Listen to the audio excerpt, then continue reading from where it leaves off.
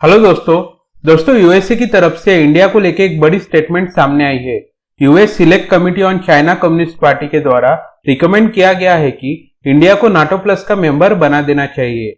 आज इस वीडियो में हम नाटो प्लस के बारे में और इस कमिटी के बारे में बात करेंगे। तो दोस्तों, जैसे हमारे यहाँ पे पार्लियामेंट की कई सारी कमिटीज रहती है, उसी तरीके से यूएस का जो पार्लियामेंट है उसे कांग्रेस कहा जाता है और उस कांग्रेस की एक इंपॉर्टेंट कमिटी है committee on China communist party, जो कि चाइना, ताइवान और यूएसए के जो इंडो पैसिफिक में इंटरेस्ट है उसको सेंटर में रखकर बनाई गई है।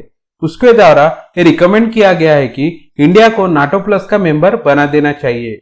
लेकिन आखिर क्यों, इसे समझने के लिए हमें चाइना की बढ़ती इकोनॉमिकल और मिलिट्री पावर को समझना जरूरी है।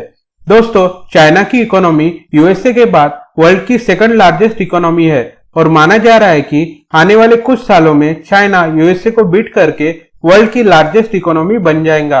और अगर हम चाइना की मिलिट्री पावर की बात करें तो वो भी काफी तेजी से बढ़ रही है। इसके वजह से साउथ चाइना सी, इंडो पैसिफिक और स्पेशली ताइवान के ऊपर चाइना का एग्रेशन काफी बढ़ रहा है और बताया जा रहा है कि आने वाले कुछ सालों में चाइना ताइवान पर अटैक भी कर सकता है। और यूएस इस बात को अच्छी से समझता है कि वो अकेले चाइना को काउंटर नहीं कर पाएगा। उसे चाइना को काउंटर करने के लिए इंडिया और फ्रेंडली कंट्रीज की जरूरत पड़ेगी। इसलिए यूएसए चाहता है कि इंडिया नाटो प्लस में शामिल हो जाए।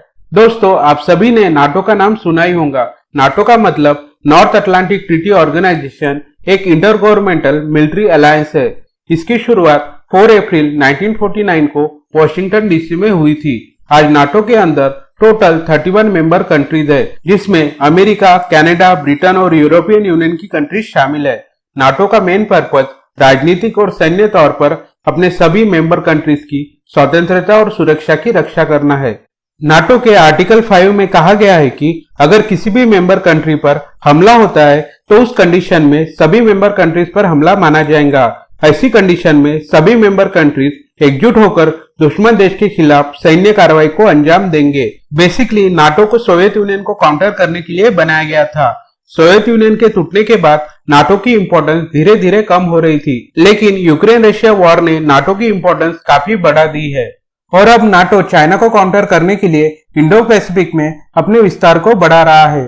दोस्तों, नाटो कंट्रीज के साथ जब Japan, Australia, south Korea, Israel और न्यूजीलैंड मिल जाते हैं तो उन्हें नाटो प्लस कंट्री कहा जाता है। नाटो प्लस कंट्री के ऊपर आर्टिकल 5 लागू नहीं होता है। अगर इंडिया नाटो प्लस कंट्री में शामिल हो जाता है तो उससे इंडिया और नाटो प्लस कंट्री चाइना के एग्रेशन को मिलकर काउंटर कर पाएंगे। उसी के साथ साथ इंडिया और यूएस के रिलेशन भी काफी मजबूत हो जाएंगे। उसके बाद इंडिया आसानी से यूएस के हाईटेक मिलिट्री वेपन्स को खरीद पाएगा और इंडिया और नाटो कंट्रीज मिलकर सीक्रेट इंफॉर्मेशन भी शेयर कर पाएंगे। लेकिन इंडिया अगर नाटो प्लस में शामिल हो जाता है तो उसके कुछ नुकसान भी होंगे। सबसे बड़ा नुकसान इंडिया रशिया रिलेशन में होगा, क्योंकि रशिया नाटो को बिल्कुल पसंद नहीं करता है और अगर इंडिया नाटो प्लस कंट्रीज में शामिल हो जाता है तो इससे इंडिया और रशिया के रिलेशन काफी खराब हो जाएंगे और इंडिया की डिपेंडेंसी यूएसए के ऊपर काफी बढ़ जाएंगी। तो दोस्तों, ये था हमारा आज का वीडियो। अगर आपको ये वीडियो अच्छा लगा होगा तो वीडियो को लाइक करें और चैनल को सब्सक्राइब जरूर करें।